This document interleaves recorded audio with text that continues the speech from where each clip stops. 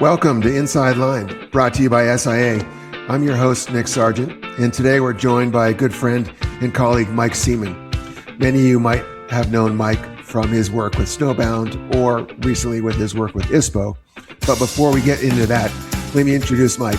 Mike is the CEO and founder of Raccoon Media, one of the fastest growing independent exhibition organizers globally. He recently partnered with Messe Munchen to transform ISPO, the world's largest trade event for sporting goods, outdoor, and winter sport industry. So with that, Mike, welcome. Happy to have you on the show. Thanks, Nick. Good to see you, man. Oh, yeah. So when you are not running ultra marathons, 100, 200 mile races, you are in the trade show business. But before we get into that, I want to know a little bit about how the 200-mile ultra marathon you just ran felt. I saw some photos. You looked a little delirious. You had some poles. I can only imagine how you felt at the very end of that ultra marathon.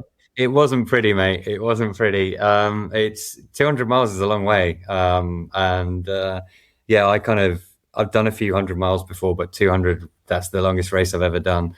That's tough. Like, trade shows are easy, like compared to that, but great fun, like a really good experience. And, I love the outdoors and it's a challenge. Like, doing it on the hills and of the UK in December when it's rainy and muddy and disgusting is an experience. But that's what we do. These things are fun, right? Well, in between globetrotting, in between producing all the shows that are under the Raccoon portfolio, I just want to know, where do you find the time to train, whether it's a marathon, an ultra, or like a super ultra? I think I don't sleep a lot. I think that. Like, I'm not a great sleeper. So when I travel a lot, I just kind of, if I'm up early, I go and explore. I think we're lucky enough to travel with the job that we do. So when you land somewhere new, the best place to explore is on foot, in my opinion. So I try and get out and hit the trails as much as I can. And you just do it when you can and where you can, right? Absolutely. So I mean, again, just diving into it. We've been friends now for probably, I don't even know, 7 or 8 years, plus or minus. And we met over LinkedIn.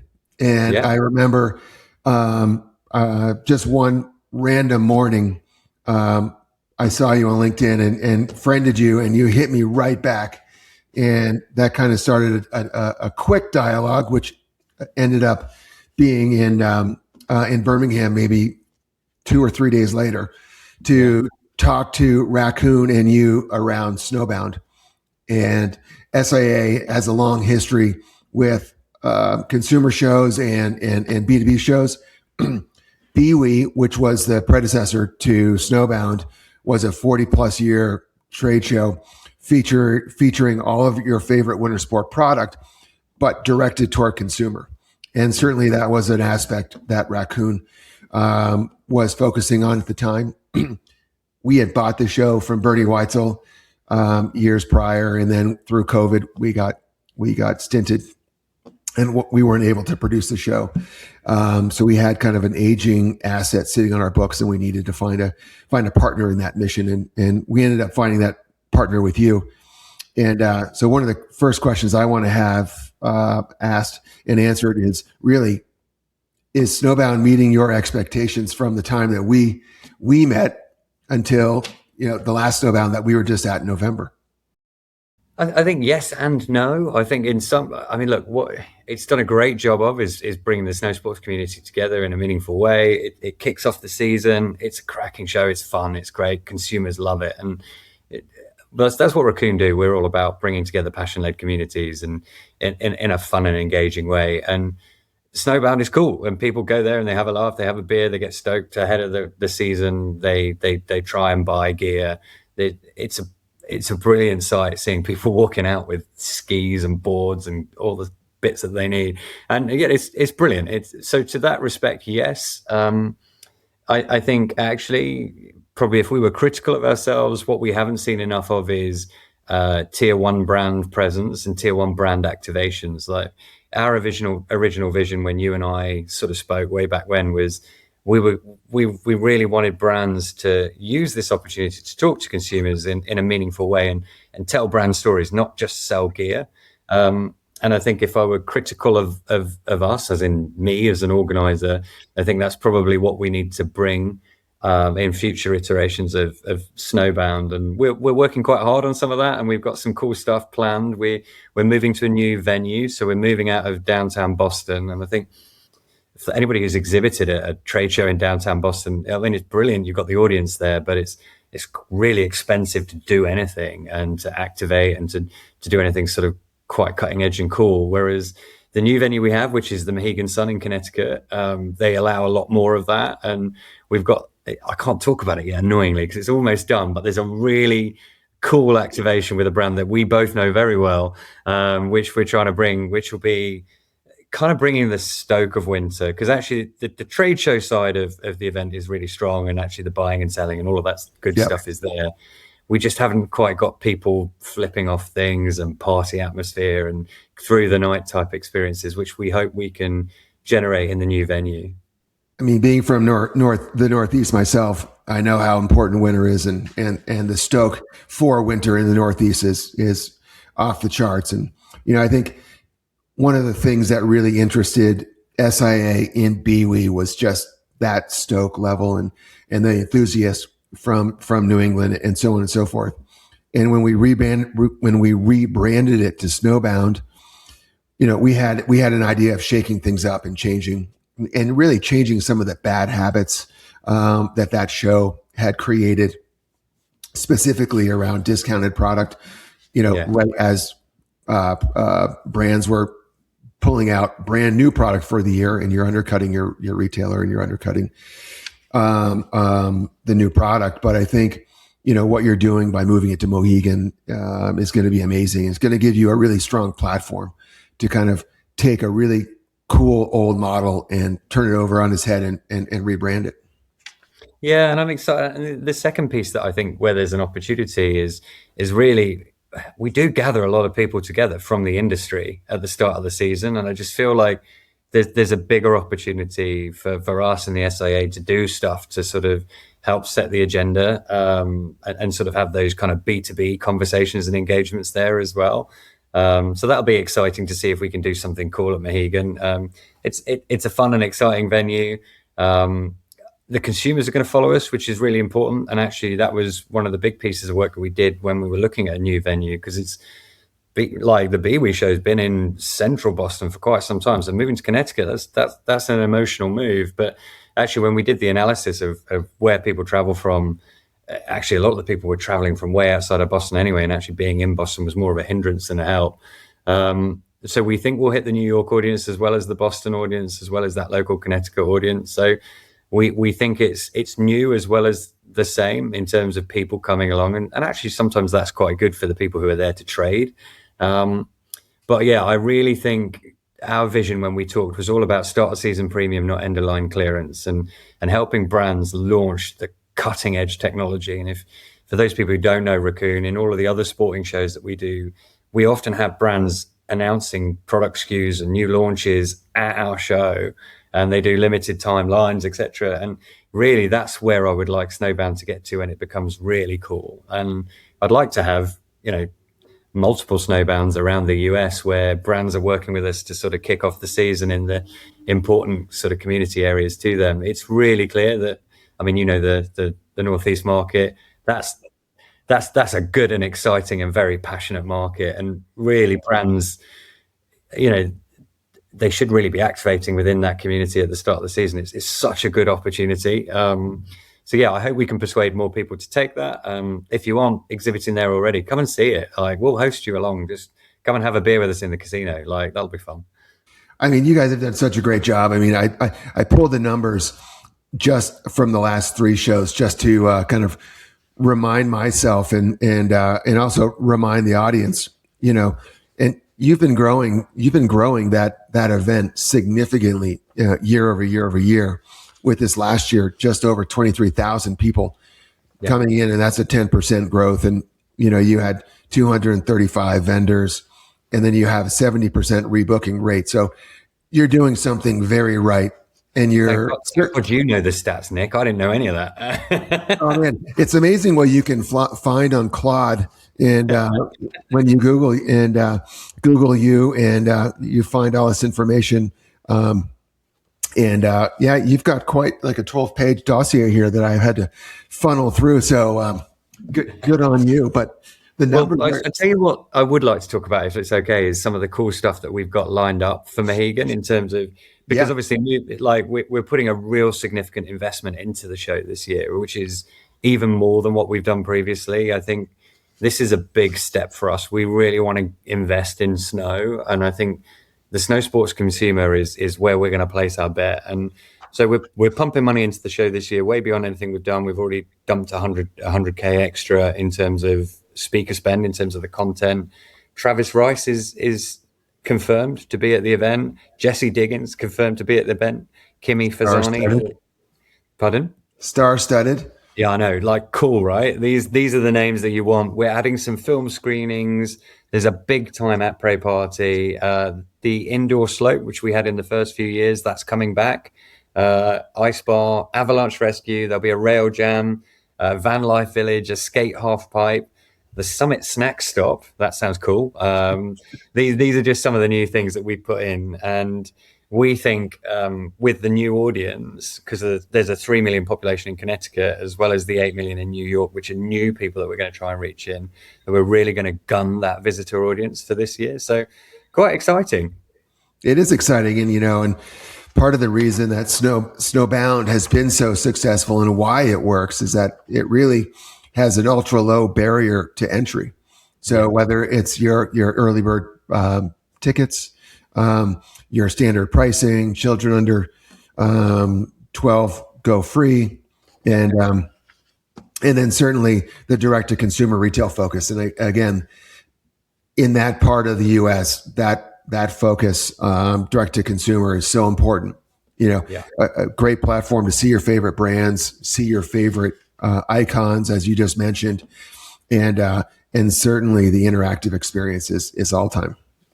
Yeah, and again, little things like the parking at Mohegan is now free, which again means, for those of you who've been to Snowbound in the past, like, people are walking out with like handfuls of product, and we have a shop and drop which has helped. But actually, the fact that they can park for free on site makes a huge difference to the consumers, and it will also be a lot easier for you if you are exhibiting, because you don't have these union issues which you do in the downtown Boston venues. So it's going to be a lot easier in experience for you if you're a brand that wants to pitch up and talk to 20,000 plus snow sports enthusiasts.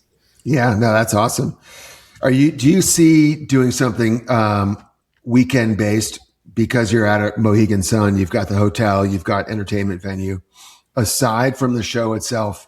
Maybe you can't say it yet, or maybe you can give me a little nugget, but yeah, I mean, we've already committed that we're going to do an après party. So yes is the short answer. I think part of what we've got to do is create a destination with the event and actually add things that are beyond just the transactional experience on the trade show floor. And it's got to be a cool weekend. It's got to be a must not miss weekend. So that's what our content team are working on at the moment, is to try and build out the experience, and we'll release little nuggets over the coming months as it goes through. So watch this space, keep an eye on the Snowbound website, and you will see us announcing stuff. But yeah, I think you can imagine what that will be. It will be evening activities. It'll be fun. There'll be excitement, and it'll be, some of it is actually done in partnerships with some really cool brands that we've never had at the show before.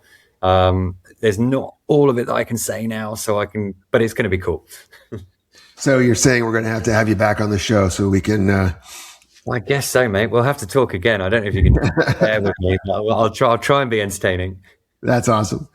Well, if that isn't enough on its own, in October 2025, you made a massive announcement in Munich, which is a joint venture between Raccoon Media and Messe Munchen. And for those of you that know Messe Munchen, they have been the host of ISPO, and that has been, as mentioned earlier, the largest outdoor winter sport show on the planet.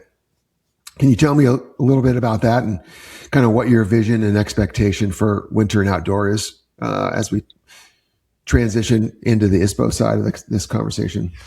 Yeah, I think you and I have debated B2B trade shows for our community since we've met, and I think we both agreed over multiple beers that those trade shows were not doing what they were supposed to do.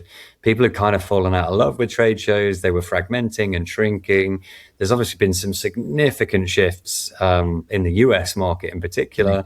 At a key time as well. I think that shouldn't be underestimated, the impact of the loss of trade shows on, key organizations. I know that you guys sold your trade show just at the right time. But I think, if you look at perhaps other associations, they've definitely suffered from the demise of the big trade shows that used to pay significant revenues into the community, the industry, and are now to sort of advocate and support. And now you've got people encroaching on public lands at a time when our associations are getting the legs knocked out from under them, and that's not a good thing. And my belief has always been that a vibrant sector needs a vibrant trade show, and they're kind of representative of how things are going. It's weird. You look at the underlying outdoor sport winter ecosystem, it's strong. Like, the underlying trends are strong. Participation is good. There are obviously challenges. But actually, as a whole, participation's there. People still spend on their hobbies, and if you look throughout, the recent pandemic, like, spend on sport and hobbies actually maintained steady, or in many cases increased. So why have our trade shows just died? And I think some of it was arrogance from the people who were running them. Some of it was just market conditions, and some of it was just a loss of trust and a loss of cool. So we were looking at it for a while. We had a chat to the guys at ISPO, and I think in the US it's very different. In the US, I think people have just really had enough. Whereas actually, I think in Europe, I think actually a lot of the brands and the retailers still really loved the trade shows. They were just disappointed that they weren't quite getting what they needed out of the trade shows. So they were just kind of asking for something different. So we approached the guys at Messe Munich, and their CEO's like really visionary. Like, he really understood, he really got it. And I sort of rang him and I just said, actually, this is what I think you need to do. And if you don't do it, I think you're going to lose the show.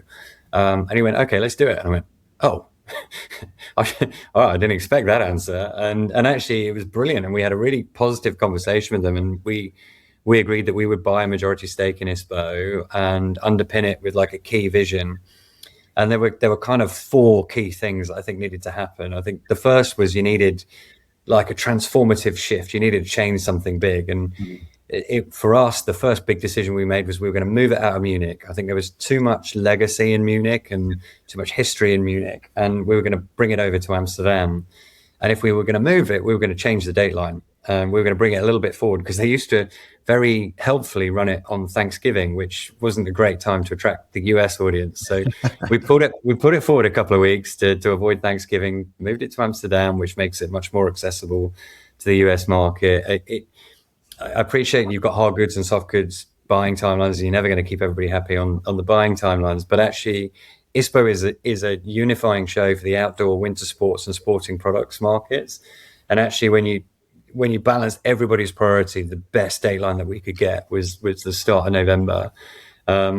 So we changed it. We brought it there. We then reassessed as to how mechanically the show should work. And a 3-day trade show, we didn't feel like the third day was adding as much value as it could have done. So we wanted to keep 3 days. So we said, okay, well, day 1 will be a C-suite summit where we talk about the key issues that the industry needs to come together on. And regardless of whether you've got a booth or not, that's the place you've got to be. That's where we talk about sustainability, participation, fair trade, these big issues that we all have at the moment.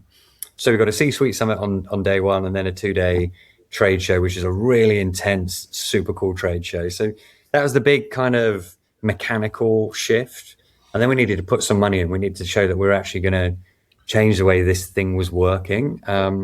So we chucked €3 million into it, and we put €1 million against 3 key pillars. And The first $1 million was invested into getting the buyers back. So we've got a hosted buyer program, which we're putting €1 million underneath. And those people who don't know what a hosted buyer program is, it's a nerdy event thing. But essentially, if you're a key buyer, like a retailer or a distributor, then you can apply to be part of the program. And if you meet the requirements, we pay for your travel, pay for your expenses. And the condition of that is that you have a number of set meetings with our brand partners. So actually what that does, it means the retailers get really cool, engaged, managed agendas when they're at the show, so they get value. But actually the brands get quantifiable value, which they can deliver ahead of the show. So you know who you're going to meet ahead of the show taking place, which is, events are great because of serendipity, that like accidental collision with the buyer that didn't know that they wanted to buy your stuff. But if you can underwrite that with some pre-arranged meetings with all the people that you do know want to meet you, that kind of really makes it less of a marketing roll of the dice. So are you gonna help make those meetings happen? Are you going to schedule meetings for those retailers? We do all of that. We take care of all of that. So that program is run by my team. So as a brand, you just tell us like some information about you and what you want to talk about. We match that up with the retailers. We put you together and say, look, you guys should have a conversation. We set the times and we manage the interaction. So it's just a really easy way of running the show. And it's about a more curated experience for the brands and the buyers. So that was the first bit. I think that's quite cool. Like a lot of shows do hosted buyer programs. They just don't do them at this level. Like €1 million is big bucks putting into a hosted buyer program. And we've already got some really big retailers announced as part of that program, and some of the kind of smaller independents. The key announcement that probably sticks out is Intersport. So they've signed on as a retail partner already for ISPO. Which They're is having huge. a lounge show. I mean, that is huge, and that's huge. Their CEO speaking on the CEO summit on day one as well. So got a really good relationship with them, and they're being really supportive. And in Europe, they're probably the one of, if not the biggest, one of the biggest brands in retail. So that was step one. Step two was €1 million into the content program. And content is kind of two things. It's like sitting in a room and listening to somebody talk, but it's also an experience and like something that's a bit more interactive. And we've hired a load of really cool speakers. You will know Lindsay Vonn. She's going to be there. We have Hap Klopp, who is the founder of North Face. We have Jimmy Chin, who's obviously one of the most recognized outdoor filmmakers. Yep. We have senior leadership from Decathlon, senior leadership from Intersport, senior leadership from IKEA on the sustainability side, because we're going to bring in some outside industry learning, people from UEFA at a senior leadership level. So really cutting edge speaker lineup, and somebody who, John Lacey, CEO of Snowboards, is speaking at the event. So some really, really big name brands and big name influencers and people who have something really interesting to say, who can help facilitate that sort of C-suite conversation on day one. So that's cool. I mean, you're totally stacking the field here. You've got some amazing speakers, attendees, athletes, et cetera, et cetera. I mean, this thing has all the ingredients to take it to the next level. And I think like we're gunning it. We're rolling the dice big on this. And I think if you're going to persuade people to change their thinking around trade shows, you've got to do something really transformative. You've got to do something really different. And for us, it's we're putting our money where our mouth is, and we're gunning this thing. And we're going to make sure we know the buyers are going to be there. We now just have to persuade the brands to come. We've signed up the buyers. That's part of our program. Because it's kind of a chicken and egg with a trade show. The brands don't want to exhibit if the retailers aren't guaranteed to be there, and vice versa. So we decided to pick a chicken or an egg, whichever it is. And so we're investing in the buyers and making sure that they attend, and we're making the content so good that you really can't afford not to be there. Whether you exhibit or not this year, fine. Don't. That's up to you. Make a brand decision, but don't miss this thing, because it is going to be a marquee moment, and it is the only show at scale on that timeline globally. So it really is an opportunity for global convening, which I think is really important for our industry. And I think there's a lot we can learn, and there's a lot we can do if we all come together around the trade show. But it's not just about... Sorry, go on, Nick. Go ahead. No, I was going to say, it's not just about those speakers. We've also doing some really cool activations inside the show. And I think I don't know if you felt this, but I certainly felt as the trade shows over the last sort of 10 years, the B2B trade shows became very transactional. They're booths with people selling stuff and showing stuff. And actually the bit that used to make trade shows cool was the amazing, the after parties, the activations, the excitement, the engagement on the show floor, and just doing things that are a bit more kind of appealing to all of the senses, as opposed to just, hitting the emotional connection as well as the kind of transactional. So we're building, we've got a rail jam going on outside. We're building a climbing activation inside, which is really interactive and engaging. It's called From Screen to Summit. So getting people from behind a screen to whatever their individual summit is. And loads of things like that happening on the show floor, which we'll all be releasing over time. But essentially, this will not just be a boring trade show where you walk around and you see booths and you see gear. There'll be other stuff for you to do. And that's quite important in terms of our marketing reach, because one of the things that we talked about is this direct to consumer trend and the desire for a brand to amplify their messaging beyond retailers and into a consumer. So actually we feel that influencers are really key and a really important part of the visitor mix for a show like this. So we have a very strong influencer program where we're bringing influencers into the show, hosting them in the same way as we will do the sort of the retailers, and treating them like media outlets. So the way media outlets used to be treated at a trade show, where they get early access to stuff, they get sort of advanced sightings of new products, etc. And what that does is it builds that anticipation funnel with the consumer from a trade show like this. And actually, if ISPO becomes a moment where the industry is together, and that moment is in the news and it's in the news feeds of the consumer, then it serves more than just a sales mechanism. It serves as a marketing opportunity as well. And I think that's the cool piece around the content that we're doing, is if we genuinely make it engaging and exciting, then people from outside of the trade show will hear about it and will want to hear about it.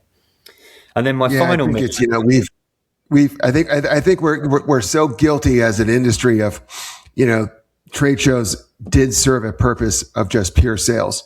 And then as trade shows evolved, they added on the service of networking, marketing, community, excitement, new, et cetera, And that's where I really see and feel that you're going with your direction with ISPO.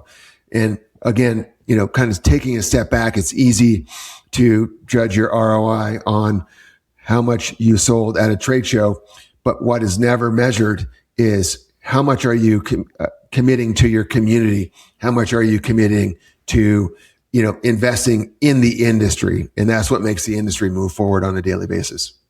Yeah, and I think is if I were to divide it into three things, it's probably sales, marketing, and the unquantifiable.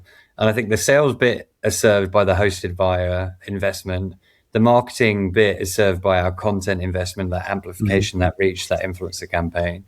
And then the third bit, the unquantifiable, is the bit that was quite important to me, as we said it, is we're investing €1 million every year at ISPO into good causes.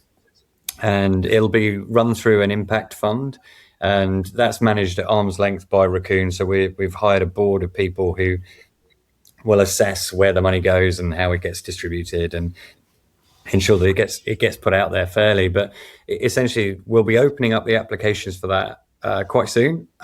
People will be able to apply to have part of the impact fund. It's €1 million every year, and that'll be announced, and where that money is going will be announced at ISPO this year, and it will be announced at every ISPO for as long as I have ISPO or I'm alive and all of those things. I just think it's why I think that's important is it's really important to give back to the community you serve. If you don't do that, you're kind of just a parasite. And I believe that a trade show has a role to play in supporting the community. Otherwise, you just take.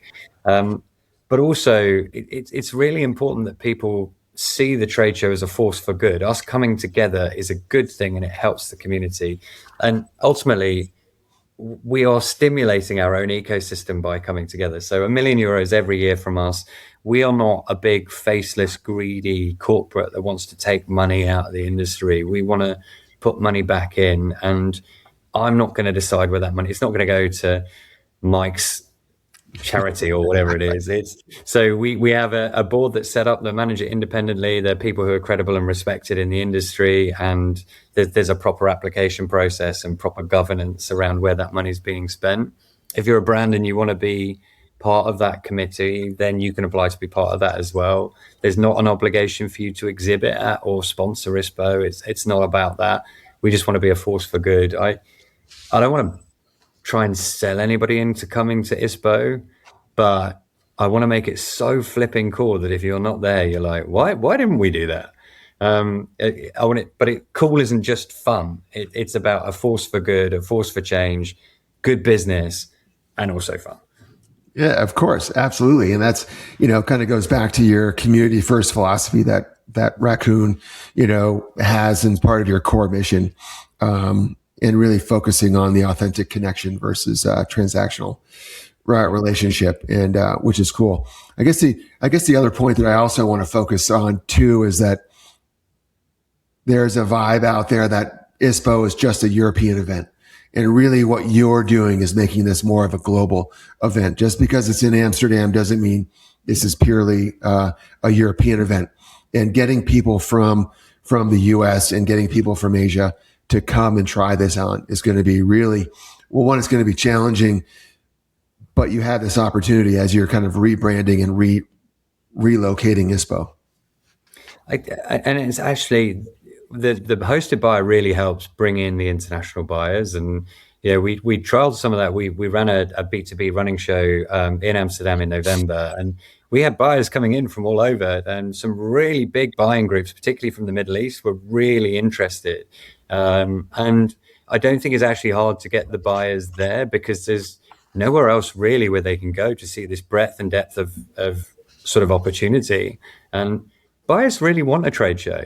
They really want to see a breadth and depth of product. And there's so much talk around trade show. All everybody ever talks about when they talk about the B2B is what time of year does it need to be, and what location it is, as if the buyer only buys at one small point in the year, and as if a decision is made in a 2-hour visit. It's really not. And I think we need to look at sales funnels as an industry. And if your buyers are gathered together in a location and you've got an opportunity to influence them and tell them your brand stories and tell them what's coming next and coming through, I think that has real value. And that's what we're trying to advocate for. I don't think, I do understand that the time and location is obviously very important. It's not the only thing. It's actually about engaging with your customer in a meaningful way and in the best possible way. And something like ISPO, which is a scaled opportunity to meet 30,000 people from the industry all at one time, I don't think there are too many of those that exist anymore. So you probably really need to be there. I said I wasn't going to sell it. I just went really salesy, didn't I? Yeah, right. I'm not going to lie. I think you did go really salesy, but I think you drove the point home, and that was the key element here. But again, I think we hear this at SIA all the time. Where's the community? Where's the industry? It's fragmented. Where do I go to see new, cool product? Where do I go to see, the industry in a cool format? And certainly this is that opportunity. And, I don't think you can sell it enough, because as much as this industry likes to think that it's, operating on its own steam, it really needs the greater industry. And events like this really are game changers, especially when you are investing the type of dollars you are investing, not only into your buying programs, but your advocacy and your content.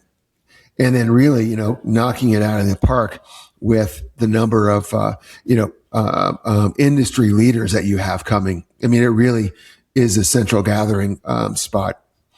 Remind everyone what the dates are, Mike. Yeah, it's the 3rd to the 5th of November. And I just really ask, my one ask is please just come. Like, whether you exhibit or don't exhibit or spend money or don't, please just come and check it out. It's really easy to sit on the fence. And if we do that as an industry, we will fragment. We've been seeing it over the last few years, and we're worse off because of it. It's hard to join. It's hard to be optimistic. It's much easier to sit on the fence and be negative, but just come and give it a go. Yeah, no, absolutely. If you don't, it's going to be really hard to point the finger. So get off your hands and move forward. So, I mean, it's such an exciting time, and really there's no one in our space and in our industry that is changing the game the way you guys are. And so I appreciate that. And a huge thank you. And I'm just glad that we're partners in a lot of different areas. So it makes this conversation fun and exciting, but it also puts a lot of pressure on us to deliver. And super cool. Well, we like that. Yeah, I know. We love that, don't we?